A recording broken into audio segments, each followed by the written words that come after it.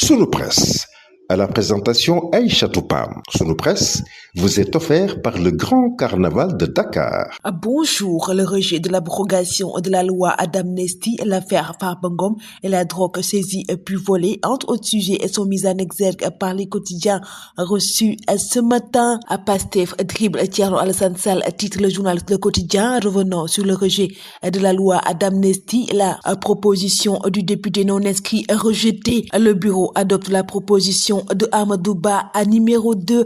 Selon Thierno Alassane Sall, le régime de Pastef refuse catégoriquement l'abrogation totale. Le journal Sud Quotidien abonde dans ce même siège et met à sa une la majorité dignette. Revenant sur la proposition d'abrogation de la loi d'amnistie à l'Assemblée nationale, le bureau de l'Assemblée nationale rejette pour non-respect des exigences constitutionnelles en matière budgétaire. Le journal Vox Pop abonde dans ce même siège et met à sa une forte polémique après le rejet de la proposition de Thierno Alassane Sall.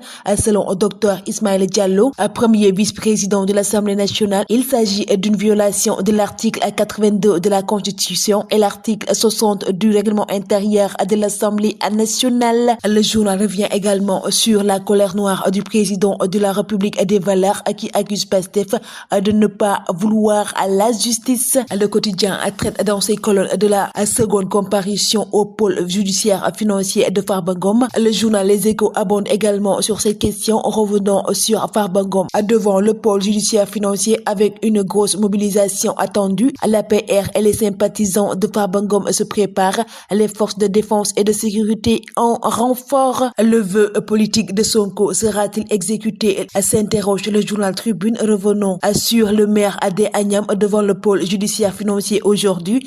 Farba a accédé à une place centrale dans la République uniquement par la volonté d'un président, avait dit le leader de Pastef. Les chiffres afférents de la gendarmerie, lit-on dans le journal Rewmi Quotidien, revenant sur Barsac, accident ou meurtre. Il s'agit de 5212 accidents, 687 décès et 447 blessés en 2024, 844 crimes affectant un total de 5043 victimes. La DIC piège et arrête un douanier en flagrant délit, lit-on dans le journal Libération, revenant sur la drogue saisie qui était volée et remise à des trafiquants pour la revente. L'enquête a débuté après des renseignements indiquant à Kabib Samb, agent préposé en service à Kaolack et gérant des saisies opérées dans le secteur, a dérobé la drogue pour la remettre à des trafiquants chargés de la revente. Après une fausse commande, des éléments du gris de la DIC, Habib Samb a débarqué à Mbour dans un véhicule de douane avec 15 kg de chanvre indien.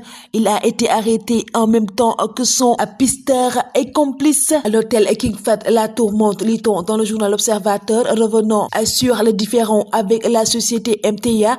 Ses comptes saisis à la suite d'un différend avec un entrepreneur qui menace désormais l'hôtel de saisie foncière et de liquidation. La responsable juridique élude les questions sur la crise financière et se réfugie derrière une procédure judiciaire encore pendante. Ses coups à haut débit, lit-on dans le journal Walf Quotidien, revenant sur l'entretien avec le directeur général du groupe Sonatel. Le quotidien national Le Soleil revient également sur un entretien avec Olivier Boucal, le ministre de la fonction publique et de la réforme du service public.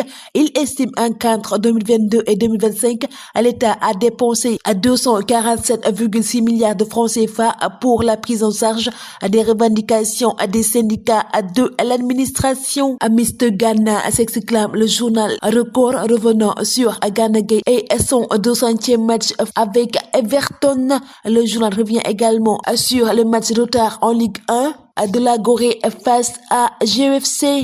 Le Carnaval de Dakar célèbre le riche patrimoine culturel africain.